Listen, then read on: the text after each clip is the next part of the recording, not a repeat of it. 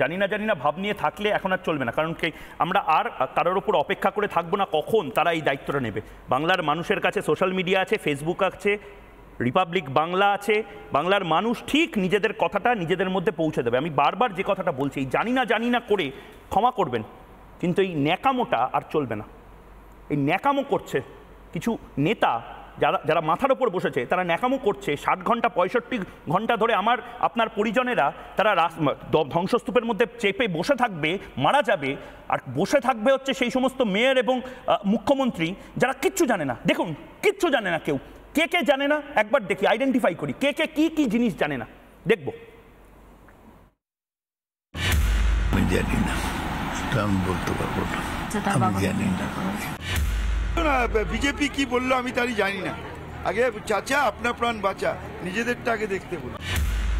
আমি কি ফিরবে আমি জানি না, তবে রবীন্দ্রনাথের নোবেল ফিরবে না। আমি তো জানি না, আমি চলে এসেছি সরাসরি। জানি না আমি তো, আপনিও যা জানেন আমিও দাঁড়িয়ে রয়েছি। তো এটা কেন ওখানে হচ্ছে আমি এখনো বুঝতে পারছি না। এটা দুর্ভাগ্য, এটা হচ্ছিল আমি জানতে পারিনি। আমার এই বিষয়ে কোনো কথা নেই। প্রথমত ডিটেলস আমি জানি না, মানে আমি এই প্রচারে নিয়ে এত ব্যস্ত, ডিটেলস জানি না। প্রিয় বাংলা, শেষ যে প্রতিক্রিয়া দেখালাম সেটা শতাব্দী রায়ের। এনাকে আপনি ইলেক্ট করবেন, ভোট দেবেন। তিনি প্রচারে নাকি এত ব্যস্ত, কলকাতা শহরে তার সহনাগরিক 10 জন মারা গেছে, তিনি খবরটাই জানেন না।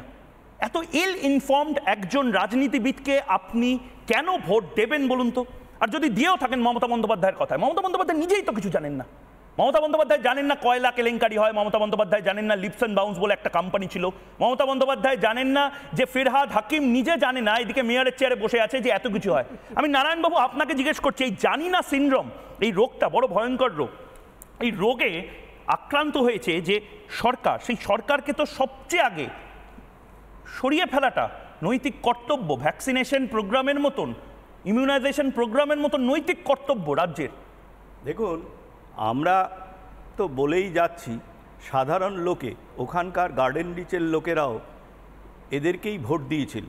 প্রথম কথা বলি যে এখানে এই যে জানি না বলছে, আমি হয়তো অরিত্রর কথার সূত্র ধরেই বলি, কলকাতায় আমারও বাড়ি আছে, আমাদের অভিজ্ঞতা আছে, যে এখানকার তৃণমূলের কাউন্সিলরদের যদি প্রপারলি কেন্দ্রীয় এজেন্সি এনকোয়ারি করে, ইনভেস্টিগেশন করে, ইনকাম ট্যাক্স করে, প্রত্যেকটা কাউন্সিলর ধরা পড়বে, প্রত্যেকটা, ইচ অ্যান্ড এভরি ওয়ান। তারা পুরো কলকাতা শহরকে, যেমন মমতা ব্যানার্জির ডেভেলপমেন্ট, উন্নয়ন মানে হাসপাতালের বাড়ি বানানো, শিক্ষা প্রতিষ্ঠানের বাড়ি বানানো উইদাউট এনি ইনফ্রাস্ট্রাকচার। এই বাড়ি বানাতে এরা খুব আগ্রহী, বাড়ি বানালে অনেক পয়সা পাওয়া যায়। এইবারে আপনারা যে ছবিটা দেখালেন, দুটো বাড়ির মধ্যে 1 ইঞ্চিও তফাৎ নেই। যে বাড়িটা ভাঙলো তার সামনে ফ্রন্টেজ হচ্ছে 3 ফুট, এবং সেখানে আমি যতদূর শুনেছি যে দোতলা বাড়ির নাকি স্যাংশন ছিল, সেখানে 5 তলা বাড়ি তুলে দেওয়া হয়েছে। এবং ওখানকার কাউন্সিলর শামস ইকবাল, সে নাকি কিছু জানে না বলে মেয়র বলেছেন। শামস ইকবাল কি করতেন? শামস ইকবালের সাথে নারায়ণবাবু, আপনি তো এত জায়গায় ঘোরাফেরা করেছেন, আপনি পদ্মশ্রী পুরস্কার প্রাপ্ত একজন বিজ্ঞানী। শামস ইকবাল কি মানে আম্বানি, আদানি তাদের সাথে যুক্ত ছিল? না, আমি বলছি সেটা। এত 5 কোটি টাকার গাড়ি কি করে চলে? আপনি করতে পারেন, আপনি তো বিজ্ঞানী, আপনি তো পদ্মশ্রী পুরস্কার পেয়েছেন। আমি তো দুধের ব্যবসা ছিল, খাটাল ছিল, সে কিছুদিনের মধ্যে একটা অ্যাস্টন মার্টিন গাড়ি কিনে ফেললো, বেন্টলে গাড়ি কিনে ফেললো, 5 কোটি 6 কোটি টাকার গাড়ি। লাইফস্টাইল দেখেছেন? বেন্টলের 5 কোটি টাকা হতে পারতেন স্যার, আপনি যদি বিজ্ঞানী না হয়। ভাবুন আমার আপনার রাজ্যে শামস ইকবালদেরকে মাথায় করে রাখতে হবে তো। না, শুধু তাই নয়, এই শামস ইকবালের ফ্যামিলিটা কি, তার বাবা মুন্না ইকবাল এএসআই তাপস চৌধুরীকে খুন করেছিল এবং বলে অ্যালিগেশন আছে, এবং সেটা কিন্তু এই সরকারের অপদার্থতা বা ইচ্ছাকৃত গাফিলতির জন্য এখনো অবধি তার কোনো বিচার হয়নি। এএসআই তাপস চৌধুরী কিন্তু সরকারি কর্মচারী, কর্মরত অবস্থায় তিনি মারা যান এবং তাকে গুলি করে মারা হয়। এই শামস ইকবালরা তাদেরকে ডিফেন্ড করতে ফিরহাদ হাকিম বাধ্য। কেন বাধ্য? ফিরহাদ হাকিমকে ডিফেন্ড করতে মমতা ব্যানার্জি বাধ্য।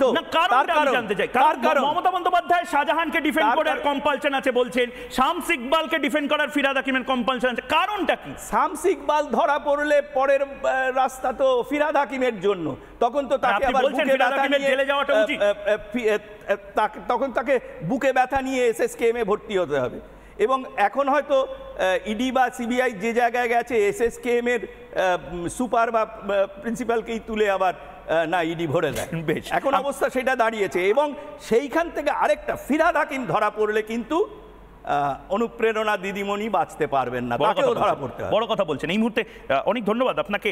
আমি আপনার কাছেও আবার যাব, কিন্তু সন্ময় বন্দ্যোপাধ্যায় এবং সুদীপ্তদা বাকি রয়েছেন। সন্ময়দা আপনার কাছে যাব, কিন্তু তার আগে একটা নামের তালিকা পড়বো। আকবর আলী, রিজওয়ান আলম, হাসিন খাতুন, সানা বেগম, মোহাম্মদ ওয়াজিদ, মোহাম্মদ ইমরান, রমজান আলী, নিজামুদ্দিন, শেখ আবদুল্লাহ, মোহাম্মদ জামিল, এবং লিস্টটা বাড়ছে। এই লিস্টটা দেখে আপনার হয়তো মনে হচ্ছে যে এখানে তো কোনো সন্ময় বন্দ্যোপাধ্যায়, ময়ূক রঞ্জন ঘোষ, অরিত্র দত্ত বণিক নেই, কিন্তু আজ হাসিনা খাতুন যার বয়স 55 বা 27 বছর বয়সী মোহাম্মদ ইমরান, সে ধ্বংসস্তূপের মধ্যে ছটফট করছিল, একটা সময় মারা যায়, এবং তাদের কিন্তু কোনো দোষ নেই, অনেকে পরিযায়ী শ্রমিকদের মধ্যে থেকে। এবং আমরা হয়তো খুব নিশ্চিন্তে ভাবছি কলকাতাবাসী যে আমার বাড়ির কেউ তো ওই ধ্বংসস্তূপের নিচে নেই। পোস্তা ফ্লাইওভারেও হয়তো আমরা ভেবেছি যারা বেঁচে গেছিলাম, কিন্তু এটা কতদিন এই অপদার্থটা। আমি এখানে আবারও বলছি সন্ময়দা, হিমালয় ভেঙে পড়েনি, উত্তর কাশীর মতন কোনো আকাশ ভেঙে পড়েনি, মেঘ ফেটে জল আসেনি, কোনো প্রাকৃতিক দুর্জয় ভূমিকম্প হয়নি সন্ময়দা। অযোগ্য ব্যক্তিদের জন্য কেন আমার সহনাগরিকেরা খেসারত দেবে এই শহরে বারবার? আমি প্রথমত বলি, সেটা হচ্ছে যে বাড়িটা ভেঙে পড়লো সেই বাড়ির গলির মাপ হচ্ছে 3 ফুট থেকে 4 ফুট, কিংবা ম্যাক্সিমাম 5 ফুটও নয়, 3 থেকে 4 ফুট, আমি যতটা দেখেছি, অন্তত টিভির ক্যামেরা দেখেছি।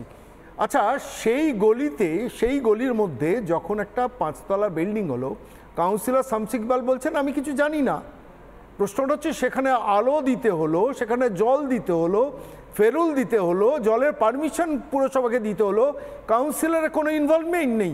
তার সিওয়ারেজ কানেকশন পর্যন্ত সেখানে কাউন্সিলরের অ্যাপ্রুভালটা লাগে, সেটা পর্যন্ত হয়ে গেল, কাউন্সিলর কিছু জানে না। এবার ময়ূক, আমি এই জায়গাটাতে আসার চেষ্টা করব, সেটা হচ্ছে শামসের সম্বন্ধে ফিরহাদ হাকিমের একটা পুরনো ভিডিও ভাইরাল হয়েছে, যেখানে দাঁড়িয়ে সাম্প্রতিককালের ভিডিও ভাইরাল হয়েছে, যে ভিডিওতে দেখা যাচ্ছে শামস ইকবাল সম্বন্ধে ফিরহাদ হাকিম বলছেন আজকের শামস গতকালের ফিরহাদ, অর্থাৎ আমার পরবর্তী জেনারেশন তৈরি হচ্ছে শামস ইকবাল। ফলে সেই শামসকে বাঁচানোর জন্য বলেন এখানে কাউন্সিলরের কোনো রেসপন্সিবিলিটি নেই। কার রেসপন্সিবিলিটি? বিল্ডিং প্ল্যান ডিপার্টমেন্ট, যারা চাকরি করে মাইনে পায়। ঠিক, তারা চাকরি করে মাইনে পায়, তারা যদি অ্যাপ্রুভাল দেয় তাদের শাস্তি হবে। কিন্তু প্রশ্নটা হচ্ছে এই বিল্ডিং প্ল্যান ডিপার্টমেন্টের কোনো অফিসারের এই শামস ইকবালের অ্যাপ্রুভাল দেওয়া কোনো বিল্ডিং প্রমোশনকে বাধা দেওয়ার ক্ষমতা আছে?